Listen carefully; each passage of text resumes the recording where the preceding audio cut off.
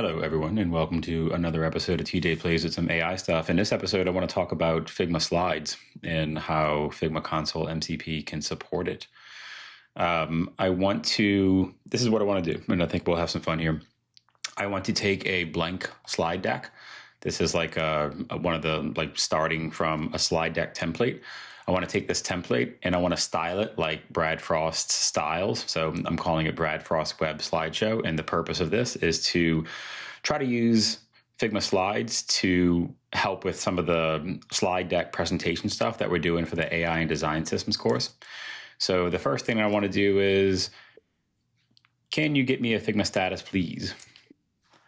I want to see and confirm that we are connected to the Brad Frost Web Slideshow. And we are. Great. So that's a great confirmation. Okay, so now I just want to give it some directions on what I want it to do. And I'll try to be as explicit, but without going too deep. What I want to do today is create a slideshow deck presentation template. And I want to be able to reference this template for future slide decks that we create for our AI and Design Systems course. I would like this to look like Brad Frost Web's design using his design tokens. You could find those here. I just happen to have access to Brad Neon's Eddy design system. You could take a quick glance at the token architecture in the Brad Frost Web or BFW directory to get an idea of the typography and the color palette that we're looking for. I'd love for you to populate the slide deck template theme first, and then do some deep thinking around the types of slide templates that would typically go in a slide deck that we would be using to present. This is usually like a welcome, a title, subtitle, a headline paired with an image and stuff like that. So maybe somewhere between 15 to 20 different slides. I don't know, you choose. And then also I have a couple of image references from some of Brad's websites that you can use as well. So I grabbed a couple of images from his Atomic Design course and his tokens design course and his blog, and then we'll see what the AI does. So the goal would be take that tokens directory and dig in there and then find the custom properties or JSON model, whatever's easiest for it to explore, and then generate a theme. So what would normally happen is over here, this little template style section will light up with all the oranges and burnt umbers and things that you typically see for the Brad style of aesthetic style. And then ideally we would see it populate over here with the different types of slide deck template slides. I'm having a hard time calling those things what they are, but there's slides, typical slide deck, slide template slides. Anyway, so it looks like it's doing what it's supposed to do. It found those JSON files and it's running through them and gathering all that important style information. All right, looks like it's done reading, and now it's pulling the Figma list slides. So that's a tool within Figma Console MCP. And ideally, we would start seeing this populating with some of the stuff from the token findings from the exploration. We've been using different platforms for slide decks for the AI and Design Systems course, typically Keynote, which is great. I have no problems with it. It's been around forever and it's been the old favorite. But I figure since Figma Console MCP has this connectivity with the Figma Slides feature, then why not use that? I use Figma Slides for my personal self-left stuff, and it's been a lifesaver to be able to connect AI to it. I can create outlines in Claude, and I can have those outlines be injected directly into the various slide deck template slide types and populate them. And then it kind of knows exactly which ones it should match it up to depending on the content that it came out with. So, all right, so we got a color palette that it looks like it picked up, which is great. And then it's got some typography and it's got a slide plan. Okay. So we got a title slide. It looks like it's 18. So I said somewhere between 15 and 20, which is great. Headline, image left, headline, image right, section divider. This is all feels right. So let me see if there's any movement over here yet. No, it looks like it's just kind of in planning mode yet. Oh, all right, now I see some slides being populated over here. We've got some movement. Let's see. So 18 slides created. Now it's going to go ahead and build them out. I was hoping that it would do the theme first, but it looks like it might put the content in there first and then start building out the theme. All right, it says it's working on the content for the slides now. It's got a slide. Oh, look at that. Whoa. It just didn't populate this left side. Weird. So that wasn't being updated, but well, shoot, this is definitely Brad's style. Wow. I wish that would have updated. I'm just sitting here staring at the console doing its thing.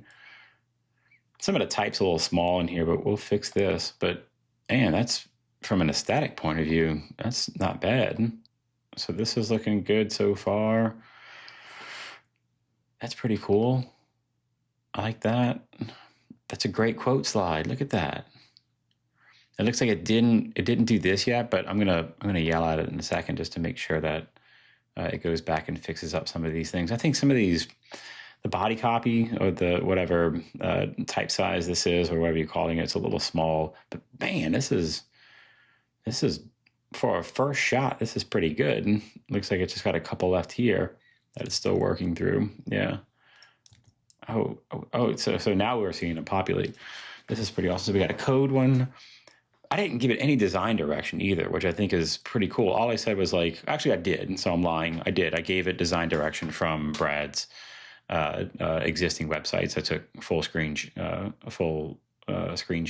of the home pages of those sites. So, but it's nailing the aesthetic. I didn't give it any sort of like, there's no agents or anything. There's no like UX, UI design agents running on any of this. This is just like raw Opus running through Claude Code, doing its thing. So I'm not mad at this. It even got Brad and Ian in here. I'll have to add myself in there. Or maybe I yell at it to add me. But so it looks like it's rounding out now. I got the sweet thank you with the two top and bottom orange borders with the reversed out. Oh man, that's so nice. I really do like that. So it's taking screenshots. So it knows to make that full loop to gather the feedback and then make sure that, and it's going through each slide, confirming that each slide looks good. I'm going to say, yeah, like you deserve a pat in the back. I think this looks really good. Especially for a first pass. Obviously, there's like refinement that we could do on like this table of contents and some of the copy here for these slides that feature this small text. But once this is complete, I got a couple of little commands that I'm going to request to make sure that all these styles are lining up correctly with the template style. All right, it's saying that so far so good. It's looking great. Coming through strong, taking a couple of other screenshots, confirming all that looks good. All looking good, solid. Complete 18. Give me a little report back. Let me know all that's good. And I'm going to say, excellent job. Design-wise, these all look great. A couple of small critiques. It looks like some of the body copy is just a little small to be read from a distance if we're going to be showing this in a venue.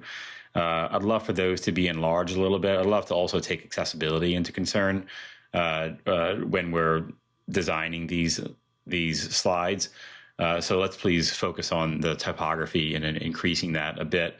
And then lastly, it looks like the actual template theme palette hasn't been updated. Can you please make sure that the hard-coded values of all of the slide elements match up to the slide template themes? I'd love to see that populated with the color palette and typography.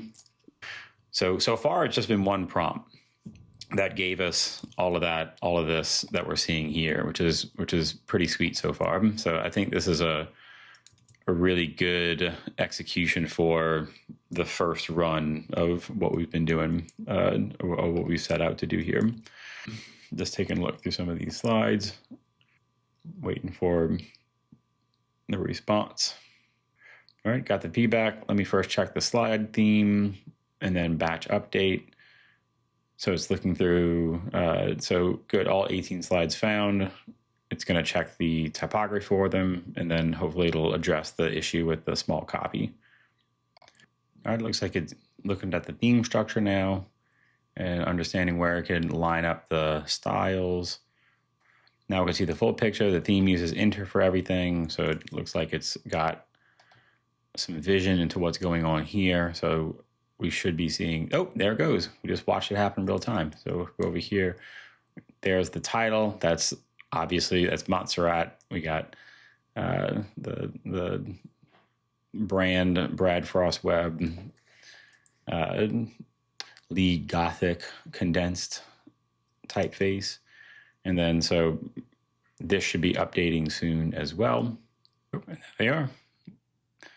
It looks like it added all the token palette colors and then some. I didn't know they had all these different shades of green in there. So that's pretty cool. What about, let's see if it's lining these things up yet. Not yet. Let's see where we're at in the old console. So it's taking screenshots of all the stuff. I want to see, once it takes a look at all the stuff, whether or not it actually lines them up to the theme. Now it looks like it applied some, looks like the body copy got a little bigger on some of these. It did. I probably wanted to go a little bit bigger than that too, but also I'm looking at it on a smallish screen so that way I could fit it for this demo. All right, and here's the summary. So it's telling me all the stuff that it did. And then let's confirm that, is it lined up with it?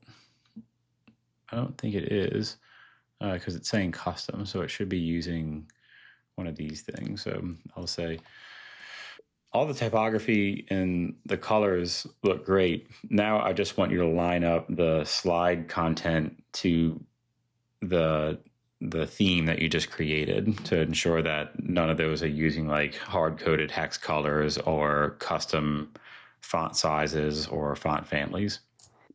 So this would be now we're 3 prompts in at this point, but so far so good. I mean, what it's doing here is spot on for what we're trying to get it to do. And if there's little things that we want to tweak, I mean, this is the part that we can do manually. This is great. So we have the BFW brand that I put in there. And then if we wanted to edit any of these specifically, we can go in and kind of bump up some of these font sizes. So I think that's totally fine to do from a manual standpoint. So now it's saying, let me audit all the hard code values first and then systematically bind everything to the theme variables and text styles. So that's exactly what we want to do. 93 text nodes, 81 shapes, all hard coded. Let me bind them to the theme variables and text styles. This is exactly what we asked for. All right, looks like it went through it. This is looking pretty good. Let's see what we got over here. We got this bound to the dark brown swatch. This is bound to the header 2. This is bound to body 2. That's body 2. It has the color that it's connected to. So overall, this is great. Like, obviously, there's probably some things that I might want to go in and adjust, like maybe this little quote I might want to make bigger or custom or something.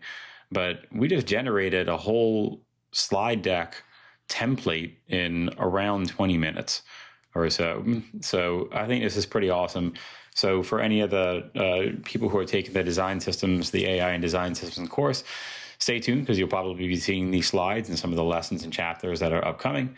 And anyway, yeah, I hope you enjoy this. Please go out, get creative, play around with it, create your own slide deck templates, and then create your own slideshows. I'm anxious to see what you could do with it. Thanks, everybody, and I'll see you next time.